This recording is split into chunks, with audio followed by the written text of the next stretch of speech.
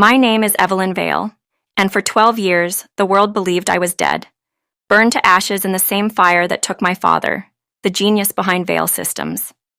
But I survived, hidden under a false name, married to the very man whose family stole everything from me. Now the ghosts they buried have returned, and I'm the one holding the match. This isn't just revenge, it's justice reborn from the ashes. Tell me, where are you watching from tonight?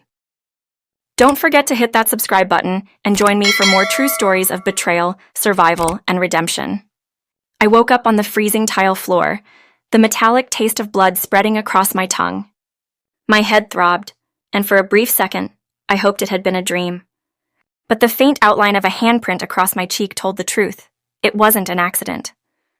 Mason had hit me again. He stood in the doorway, his reflection cold and composed in the mirror's cracked edge. He didn't shout this time. He didn't even sound angry. He simply set a bottle of foundation on the sink as if he were setting down his morning coffee and said, "My father's coming over today. Don't let him see those marks." His voice was detached, indifferent, like he was speaking about a stain on the floor. I looked at myself in the mirror, one eye swollen shut, my lips split open, my hair sticking to the sweat and dried blood on my skin. Behind me stood a man who treated his wife's suffering like an inconvenience. But what he didn't know was that the woman staring back at him through the mirror wasn't the woman he thought he'd married. The name on our marriage certificate wasn't my real name, and this bruise, the one he wanted me to hide, would not be covered this time. It was going to be the first warning of everything that was about to come. The first time I met Mason, I remember thinking that he didn't stand out. Maybe that was why I noticed him. I was 26, working as a research assistant in a small, underfunded biomedical lab in the north end of Seattle. The building was always too cold, the fluorescent lights hummed like wasps, and the air smelled faintly of disinfectant and old coffee. I stayed late most nights, pretending to be productive just so I didn't have to go home to my silent apartment. I was the kind of woman people forgot they'd seen 5 minutes after meeting. But Mason, he had that particular talent of noticing what others overlooked. He first appeared at one of our funding meetings, a representative from a partner company. He wore a gray tailored suit, his shoes spotless, his voice deep and deliberate. When he spoke, the room seemed to still, and for the first time in a long time, someone looked directly at me and saw me. "You're the one who designed these slides?" he asked afterward, as if it mattered. I nodded, awkward and unsure, and he smiled, just enough to make me feel as though I had done something extraordinary. I've never seen anyone make data look so alive. Even your color choices make people listen. I laughed it off, brushing it away like it was nothing, but those words stuck with me. No one had ever noticed my small details before, and that was how he got in, by making me believe that being seen was the same as being loved. After that, he found small excuses to stop by. Meetings over coffee, casual walks after work, long drives where we spoke about everything and nothing. By the time I started calling him Mas instead of Mr. Rowland, I had already begun to forget the boundaries I swore to protect. He never pushed for details about my past. When I told him I was an only child, that my parents were gone and I had changed my name after a family tragedy, he didn't press further. Instead, he took my hand, his thumb brushing over the back of my knuckles, and said softly, "You don't have to talk about the things that broke you." For the first time, I felt understood. I mistook that quiet for compassion, but Mason's silence wasn't empathy, it was calculation. 4 months later, we got married on Bainbridge Island. It was a small, quiet ceremony. No family, no friends, no one to protest or congratulate us. Just a rented chapel, a minister, and 2 people trying to look like love. I wore a discounted white dress with lace fraying at the hem. Mason tied his own bow tie, fumbling just enough to make it endearing. When we said our vows, I tried to believe that this could be a new beginning, that maybe this time I'd chosen right. On paper, I became Clara Moore, born in 1991 in Colorado. But that name wasn't mine, it was borrowed, a disguise. My real name had been locked away long ago, in files sealed by a court order, buried under the weight of scandal and grief. We moved into a small wooden house in Tacoma a week later. Mason called it our sanctuary. I called it a test. Every morning, I baked bread, brewed coffee, and waited for the sound of his footsteps. Every morning, I baked bread, brewed coffee, and waited for the sound of his footsteps. Every evening, I cleaned the kitchen, organized the drawers, and tried to smile when he came home. It wasn't love. It was performance.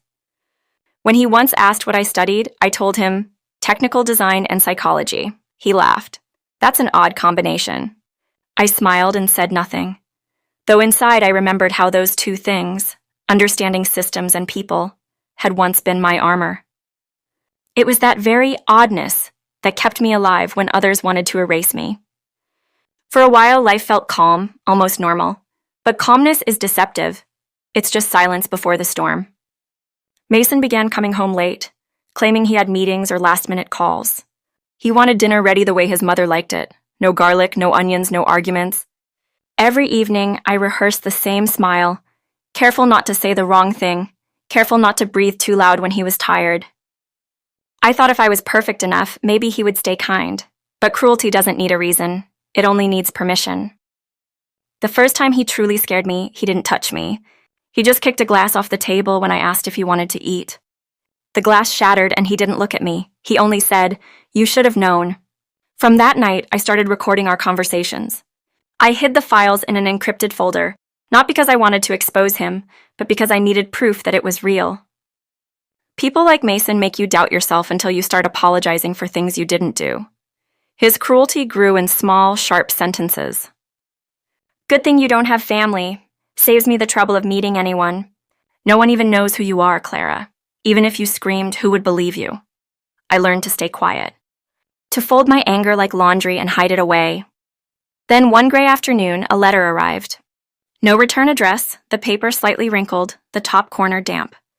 I almost tossed it in the trash with the junk mail until my eyes caught the words written in smudged ink. "Evelyn Vale is not dead. She's coming for what's hers." I froze, the grocery bag slipping from my arm and spilling fruit across the walkway. The wind rustled the leaves, but I couldn't move. Evelyn Vale. The name rang in my ears like a ghost whispering my own obituary. It was me. It was who I had been before the world forced me to disappear. Evelyn Vale, the only daughter of Henry Vale, founder of Vale Systems. The man Forbes once called a genius who dreamed too far ahead of his time. My father. He was the man who used to lift me onto his shoulders when I was a child and say, "You'll build bigger things than I ever did." But that was before the fire, the one that destroyed his lab, consumed him whole, and left nothing but charred metal and ashes. They said his death was an accident. I knew it wasn't. After the fire, they came for me. Men in gray suits, a woman with glasses that glinted under harsh fluorescent light. They said it was for my safety, that I was unstable. I was 16, shaking, ink still on my hands from sketching my father's blueprints. By the next morning, I was declared mentally unfit and taken to a juvenile rehabilitation center miles away from everything I knew. I spent 2 years there, my world reduced to white walls and locked doors, where no one called me Evelyn anymore. When they finally released me, they handed me papers with a new name, Clara Moore. A fresh start, they said, but you can't bury truth with ink. For years, I lived quietly, keeping my head down, pretending to be ordinary. I thought I had outrun the past until that letter arrived. The words "Evelyn Vale is not dead" weren't a threat. They were a reminder.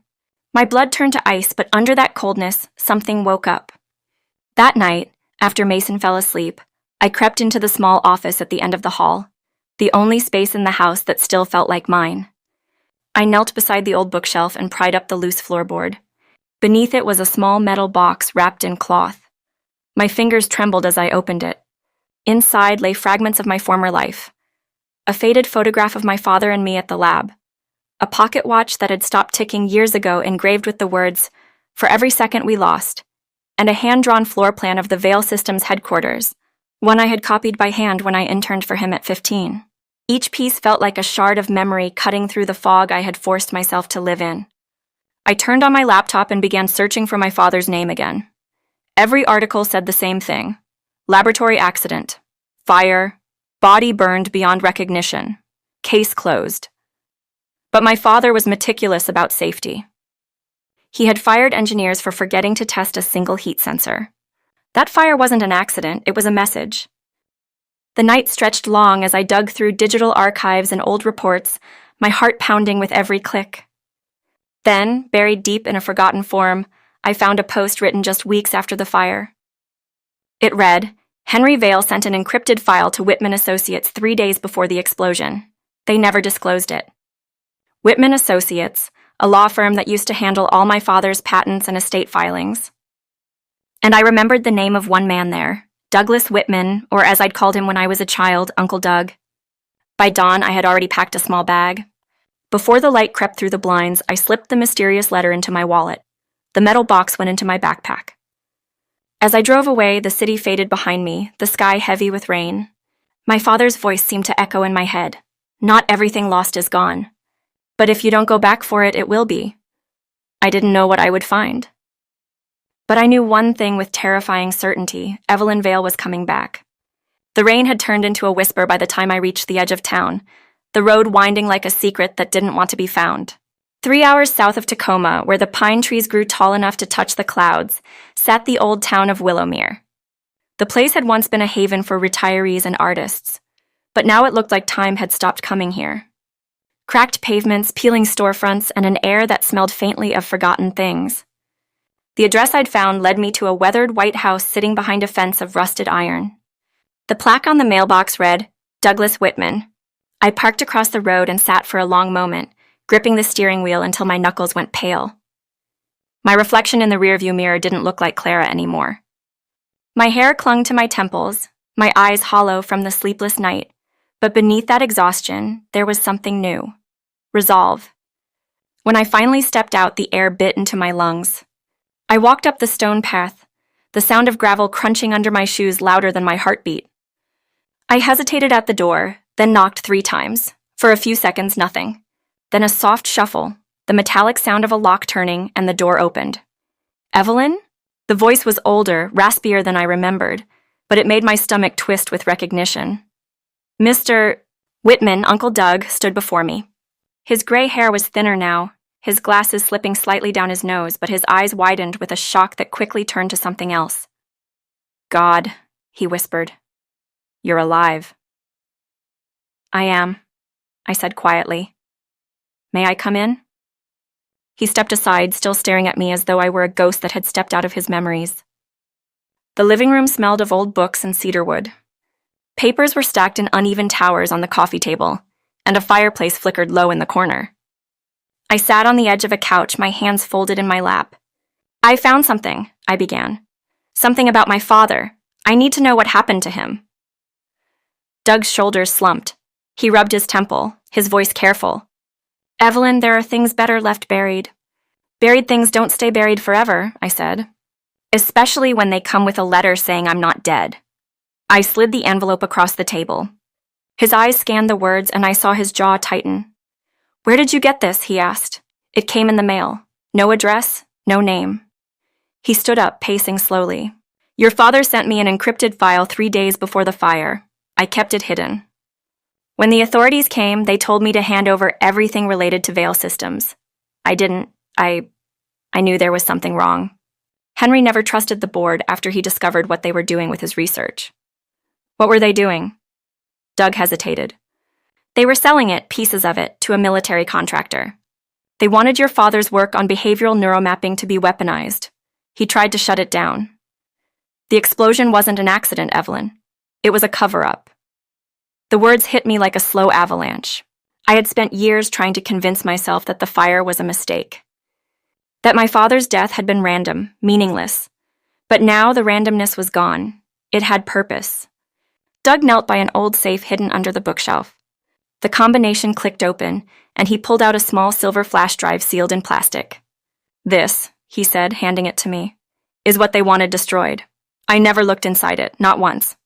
But if Henry's daughter is standing in front of me, then maybe it's time. My fingers closed around it, the cold metal pressing into my skin. What if they know it still exists? He smiled faintly, though there was no humor in it. They already do. They've always known. But they never expected you to come back. That night, I stayed in a small motel on the outskirts of town. The room smelled of dust and rain. I sat on the bed with the flash drive in my hand, my laptop open in front of me. My pulse quickened as I plugged it in. A folder appeared, encrypted with a passphrase. I tried my father's name, my birthday, the company name. Nothing. Then I typed the engraving from his watch, for every second we lost. The file opened. What I saw made my breath catch. Blueprints, coded correspondence, internal memos, all pointing to one thing. Vale Systems had developed a prototype for a neurological interface capable of mapping emotional responses with near-perfect accuracy. But someone within the company, had signed contracts to sell that data to a private defense firm under a different project name. The documents were signed by one of the board directors, Charles Rowland, Mason's father. I stared at the signature until the room began to blur. It all made sense now. Why Mason had found me, why he'd been so charming, why he'd asked nothing about my past. I wasn't just his wife. I was leverage. His family had orchestrated the fire, stolen my father's legacy, and married me to silence me without ever knowing who I really was. My throat tightened. The rage was slow, cold, and precise, like a tide rising beneath my skin. I closed the laptop and sat in the dark, listening to the rain tap against the window. There was no fear anymore. There was only calculation. The next morning, I drove back to Tacoma before dawn. Mason was already in the kitchen, sipping coffee, scrolling through his phone. He looked up briefly, his expression unreadable. "Where were you?" "Getting some air," I said, hanging my coat. He studied me for a moment, suspicion flickering in his eyes, but he said nothing. I poured myself a cup of coffee, my hand steady, my heart not. His phone buzzed on the table, and for a second I caught the name on the screen, Dad. Later that afternoon, his father arrived. Charles Rowland himself, older now but still sharp-eyed. The kind of man who walked into a room expecting it to reshape around him. I served them lunch, silent, invisible, listening. Mason spoke about expanding the company's patents, about integrating legacy software from old acquisitions. "We're calling it Project Vale," Charles said proudly. "Your husband's idea. A tribute to innovation." The words almost made me laugh. A tribute. They had stolen everything, my father's work, his life, his name, and now they wanted to immortalize their theft. I smiled politely, even as my nails pressed crescents into my palms beneath the table. When the meeting ended, Mason went upstairs to make a call. I stood by the sink pretending to wash dishes. Charles lingered, studying me the way men like him study property. "Mason's lucky," he said, adjusting his cufflinks. "You're quiet, obedient. A man in his position needs that." I turned slowly to face him. "And what position is that exactly?" He smirked faintly. "The one your father failed to hold." That night, after they were asleep, I copied the contents of the flash drive onto Mason's work laptop. Every document, every signature, every message connecting the Rowlands to the fire. I scheduled an anonymous email to be sent to the Department of Defense, the tech journals, and several major news outlets. Then I sat at the edge of the bed, staring at Mason's face as he slept. The man who had called me worthless, who had built his empire on the ashes of my father's body. I didn't feel hate anymore, only justice sharpening like a blade inside me. By morning it was done. The files were sent. The storm outside had grown louder, lightning flashing through the window. Mason left for work as usual, oblivious to the reckoning already on its way. I stood at the doorway, watching his car disappear down the wet road, and whispered, "For every second we lost." He didn't know it yet, but the past he thought was buried had just dug its way back up. The morning air was heavy with the kind of stillness that comes before a storm, thick and damp as though the world itself was holding its breath. I watched Mason's car vanish down the slick, rain-soaked street, the taillights glowing faintly in the mist before they disappeared entirely. For the first time in years, I didn't feel fear. What I felt was clarity. My hands no longer trembled. My voice, when I spoke even to myself, no longer wavered. The part of me that had once begged for peace was gone. In its place was the quiet resolve of a woman who had stopped hoping and started planning. I sat at the kitchen table long after Mason left, the envelope with the flash drive beside me. Every sound, the dripping faucet, the hum of the refrigerator, the ticking clock, felt louder than usual, like time itself was daring me to move. I knew the email had been sent. The evidence was already in motion, spreading through inboxes of journalists, federal investigators, and corporate auditors. There was no undoing it. All that was left was to watch how the pieces fell. At noon, Mason's mother called. Her voice, sharp and performative, filled the silence. "Clara, dear," she said, drawing out my name as though it tasted unpleasant in her mouth. "I'll be coming by this weekend. Mason says you've been distant. We should talk, woman to woman." I forced a smile into my voice. "Of course, Mrs. Rowland. I'll prepare the guest room." When the call ended, I turned the phone off completely and stared out the window. Distant. That was her word. But what neither she nor Mason knew was that the distance wasn't absence. It was preparation. I spent the next few hours cleaning the house methodically, not because I cared about appearances, but because it gave me something to do while my mind turned. I scrubbed the counters until the surface gleamed like glass. I folded Mason's shirts perfectly, each crease a reminder of the illusion I had lived under for too long. By evening, the first tremor came. My phone buzzed, but I didn't answer. A notification appeared on Mason's work tablet, left on the dining table. Breaking news. Vale Systems under investigation for fraudulent patents and corporate espionage. The headline burned across the screen, followed by smaller text. Anonymous sources provide evidence linking key board members to the death of company founder Henry Vale. My father's name. I sat down slowly, my knees weak, a strange mix of vindication and grief swirling in my chest. The world was finally speaking his name again. Not as a tragedy, not as a forgotten genius, but as a man whose legacy had been stolen. For years, I'd believed his memory had died with that explosion, but now his truth was resurrected. Then another buzz. This time a message from Mason. "What did you do?" Just 6 words. No greeting, no punctuation. He knew.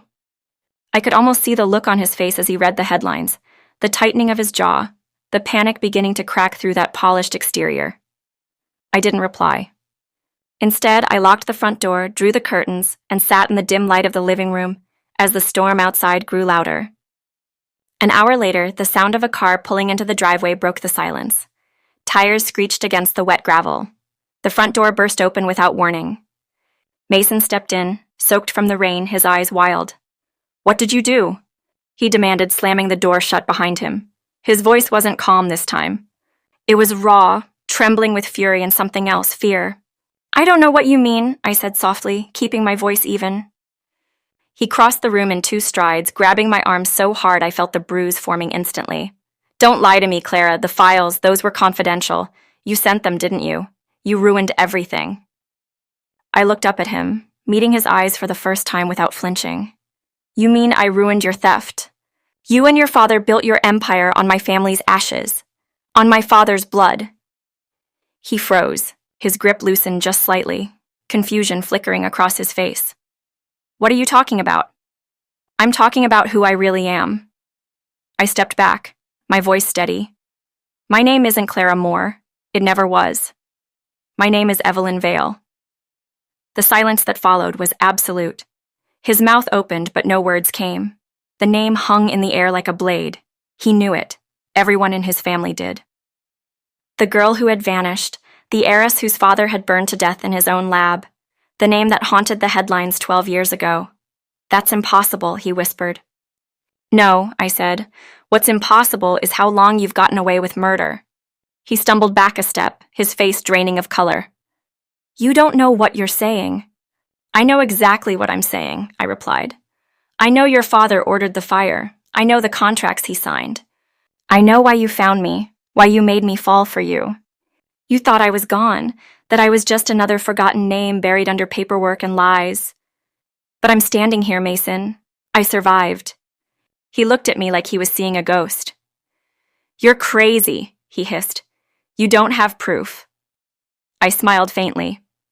"Oh, I do. And by now, so do the federal investigators." For the first time, Mason had no words. He sank onto the couch, his hand clutching his hair, trembling. "You don't understand," he muttered. "If this gets out, we lose everything. The company, my father's position, our what?" I interrupted. "Our marriage? The lie you built on my name? You'll lose everything because you earned nothing." He looked up at me, his expression shifting from fear to something darker, rage.